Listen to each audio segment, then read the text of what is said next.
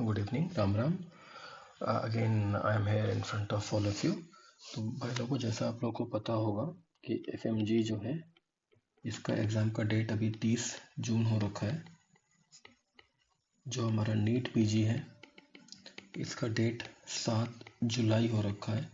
And INI set का जो exam है that is suppose to be held on 19th में, है ना।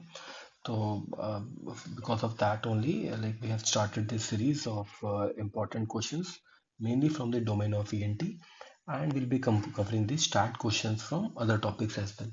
अच्छा, एक चीज जो आप लोगों से मुझे शेयर करना था, जो पहले which I had the impression कि भैया FMG में 300 में से 50% नंबर आ जाए, 150 नंबर और आप पास हो गए, काम हो गया बढ़िया। बट इसमें एक चीज है जो आपको याद रख समझना चाहिए कि 150 इज गुड इनफ, 150 आपको पास होने के लिए चाहिए। लेकिन जैसे आपके मार्क्स आएंगे उसके हिसाब से आपकी लिस्ट बनेगी एलिजिबिलिटी की, और उसके हिसाब से ही आपको पीजी मिलेगी, इंटर्नशिप मिलेगी। समझ रहे हैं? तो ये थोड़ा सा भाई ध्यान रखना, ठीक है। अगर तुम्हारा बिल्कुल 150 में 150 नंबर आया है तो पॉसिबिलिटी है अपने देश में कि जो तुम्हारा इंटर्नशिप है 3 महीने 4 महीने 5 महीने बाद शुरू हो, है ना। तो always always always aim for your best, put your best foot forward, ठीक है। चलो, the topic for today of discussion guys is important audiograms, है ना। As you all know that this PTA section is always one of the confusing sections, I would say. So in this I have aggregated the 4-5 important PTA which are there and which are a very high potential question, ठीक है। अगली series में हम लोग बात करेंगे tuning fork test के बारे में, और जो अदर हमारे हियरिंग इन्वेस्टिगेशंस होते हैं उनमें से पूछे जाने वाले क्वेश्चंस के बारे में। तो चलिए हम पहले बात करते हैं आज का टॉपिक है दैट इज द PTA। तो भाई देखो, सबसे पहले ये जो है, ये जो तुम्हारे क्वेश्चन ये है क्या कहते हैं, symbols for your AC and BC। AC मतलब होता है एयर कंडक्शन, BC मतलब होता है बोन कंडक्शन। ये तो देखो भाई रटना पड़ेगा, ये भी क्वेश्चन में पूछते हैं। तो हम इसको याद करने का एक छोटा सा तरीका है जो मैंने सोचा था। देखो, अपने देश में दो तरीके की गवर्नमेंट है, लेफ्ट गवर्नमेंट और राइट गवर्नमेंट। तो लेफ्ट को तो हम छोड़ ही देते हैं, कुछ होना नहीं है ना। बट राइट ने भी हमें क्या दिया है, अंडा, ठीक है। तो ये तो एक तो ऐसे याद रख सकते हैं, और दूसरा याद रखना है भैया, R is for right and R is for red, ठीक। तो जो तुम्हारे सिंबल्स का जो कलर रेड कलर में होगा that is for your right year, जो दूसरे कलर में that is for your left ear, ठीक है। बाकी इनको भाई मारना पड़ेगा रट्टा, समझ गए, याद कर लेना इसको, डाउट नहीं रखना कुछ भी। अच्छा, अब आते हैं जो हमारा पहला वाला जो हियरिंग लॉस होता है that is your conductive hearing loss,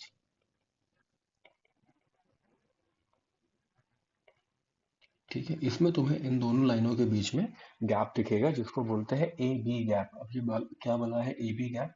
A is for air conduction, B is for bone conduction. Now, how will you remember what is bone conduction? जो भैया bone conduction होगा, मैंने ऐसे याद किया था, B is for bone conduction and B is for broken। तो ये जो टूटी वाली लाइन होगी, ये ब्रोकन लाइन है, that is your bone conduction. दूसरी वाली एयर कंडक्शन की लाइन है, ठीक है। तो इन दोनों के बीच में गैप होगा, तो this gap signifies that this guy is having conductive hearing loss, ठीक है।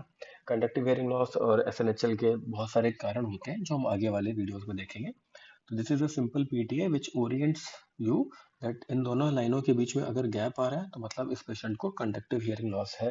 कंडक्टिव है, और कर किसी भी एग्जाम में, वैसे ऑब्जेक्टिव एग्जाम में तो ये सब नहीं पूछते हैं, बट अगर कोई भी कारण अगर याद करना हो तो जस्ट केवल रट्टा मारने से बेहतर है बाहर से अंदर की तरफ जाना शुरू करो। एक बाहर पिना है तो पिना में क्या क्या हो सकता है जिससे तुम्हें कंडक्टिव हियरिंग लॉस हो। अंदर आप चलोगे तो एक्सटर्नल ऑडिटरी कैनाल है, वहाँ पे क्या क्या हो सकता है, इम्पैक्टेड वैक्स हो सकती है, फॉरेन बॉडी इम्पैक्ट हो सकती है, ओटोमाइकोसिस हो सकता है ना। और आप अंदर चलेंगे टिम्पैनिक मेम्ब्रेन में क्या क्या हो सकता है जिससे आपका कंडक्टिव हियरिंग लॉस हो। There can be tympanic membrane perforation can be there. उसके अंदर चलेंगे तो क्या हो सकता है, ऑसिकल्स की डिसकंटिन्यूटी हो सकती है, there can be fixation of the ossicles, there can be otosclerosis, है ना। तो all these things can be there. तो पहला भाई PTA क्लियर हो गया। चलो अब आते हैं दूसरे PTA पे, ठीक है। अब इसमें तुम देखोगे दोनों लाइनों के बीच में कोई गैप नहीं है, ठीक है।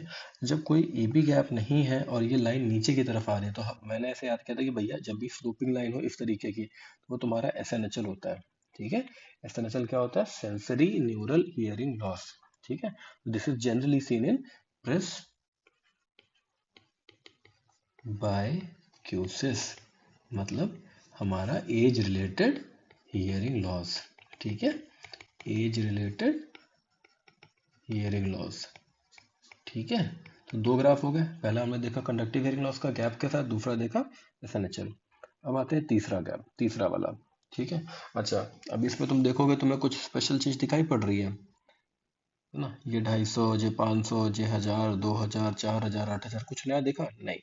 अब इसको ध्यान से देखो, 4000 पे इस फ्रीक्वेंसी में डिप आ रहा है। बाकी लोग, बाकी इसको कंपेयर करो, इसको कंपेयर करो, इसको करो, इसको करो, इसको करो, तो तुम्हें दिखेगा नीचे घुस गया ये। तो जब भी ये 4000 पे ऐसा डिप आएगा तो that is your noise induced hearing loss. ठीक है, इसको शॉर्ट फॉर्म में NIHL भी बोलते हैं। ठीक है, तो there will be history that clinical based questions में तुम्हें हिस्ट्री देंगे कि patient had exposure to a loud sound to his ears followed by which this is the PTA, identify the diagnosis. ठीक है, तो ये याद हो गया, नंबर 3 वाला हमारा PTA हो गया खत्म। चलो ऊपर चलो। अब देखो इसी के साथ एक कंफ्यूजन वाला जो ग्राफ होता है, इसीलिए उसको साथ में लगाया था। पिछले वाले ग्राफ में हमने देखा था कि जो डिप था वो 4000 हर्ट्ज पे था। अब इधर देखिए, इसके बाजू में 2000 हर्ट्ज पे बोन कंडक्शन में जो डिप आ रखा है।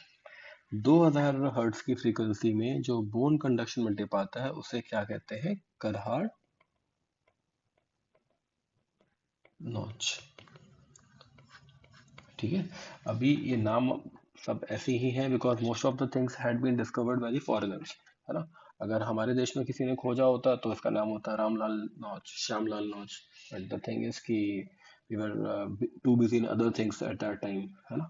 तो that's why all this things are mostly in the name of foreigners, not only in this subject, almost every subject, है ना। तो ये हो गया आपका करहाट नॉच। तो ये देख के पहचान जाओगे भाई, 2000 पे अगर डिप आ रही है, करहाट नॉच है, तो ये किस में देखने को मिलेगा हमको, ओटिओस्क्लेरोसिस। ठीक है, we will have a short discussion of 5 to 7 minutes on otosclerosis also. ठीक है, तो ये जितने भी इंपॉर्टेंट टॉपिक्स हैं सारे क्वेश्चंस को कंबाइन करके हम लोग बात करेंगे। अच्छा, ये वाला क्वेश्चन आपको ऑलरेडी नीट PG में पूछा जा चुका है। ठीक है, they gave a clinical scenario which was describing otosclerosis, that a patient is having conductive hearing loss. Which of the following audiogram will fit into the condition ABCD? तो तुम्हें खोजना था कि 2000 के डिप में करहाट नॉच किस में आ रही है। अब वो तुमको बेवकूफ बनाएंगे इसी ग्राफ में, जब हिस्ट्री देंगे ऑटोस्क्लेरोसिस की तो एक एग्जाम में ये भी ग्राफ रखा होगा और उसके बाजू में मुस्कुराता हुआ ये 4000 वाला ग्राफ भी रखा होगा। तो वहाँ पे कंफ्यूज नहीं होना है, हिस्ट्री देखना है केवल। अगर कंडक्टिव हियरिंग लॉस है ना, बायलेटरल है, फीमेल है, ऑटोस्क्लेरोसिस की हिस्ट्री है, तो तुम्हें देखना है कि भैया करहाट नॉच 2000 पे आती है, और जबकि नॉइज इंड्यूस्ड हियरिंग लॉस वाली जो नॉच है वो 4000 पे आती है। ठीक है, तो इस पे कटना नहीं चाहिए आपका। चलिए आज का आखिरी ग्राफ। ठीक है, आखिरी ग्राफ है भाई, ये है आपका मीनियस डिसीज का ग्राफ। अब इसमें आप एक चीज देखेंगे कि दिस इज जो हमने पहला वाला SNHL वाला कर्व देखा था, अगर आपको याद हो, that was a down sloping curve. अब अगर इसको आप देखें तो this can be called as a up sloping curve. ठीक है, मतलब ये जो इसका जो हियरिंग लॉस होता है that is more in the lower frequencies, initial stages में the hearing loss is sensory neural and this is more in the lower frequencies. ठीक है, तो स्टार्टिंग से ही इसका लॉस है जो ऊपर की तरफ ठीक होना शुरू हो जाता है। अच्छा, जब भी मीनियर डिसीज की बात आएगी तो उसमें एक बहुत ही प्यारी सी इन्वेस्टिगेशन होती है जिसका नाम सिर्फ यहीं आप सुनेंगे, दैट इज कॉल्ड इलेक्ट्रोकॉक्लियोग्राफी। ठीक है, इलेक्ट्रोकॉक्लियोग्राफी जहां पे भी आपको दिखाई दे, अगर नहीं समझ में आ रहा है मीनियर्स लगा दो, वही उसका आंसर होगा। इसमें बेसिकली हम सबमिटिंग पोटेंशियल और एक्शन पोटेंशियल के रेशियो को कंपेयर करते हैं। This is the criteria basically that normally this potential is 30% of the AP, ये देख लीजिए। ठीक है, जबकि मीनियर्स में क्या हो जाता है, रेशियो इज एनहांस्ड। तो they can ask you which of the following graph depicts Meniere's disease, this is A, this is B, which of the following is normal, which of the following depicts a disease named disease. इस तरीके से इसमें question बन जाता है। ठीक है, तो ये मेरे आज के लिए these are the 5 graphs for today. Next video में भाई लोगों we'll be discussing the hearing screening programs, which is actually a very important topic for you, and a tuning fork test. ठीक है, चलो, all the best to you, good night guys, bye bye, see you later.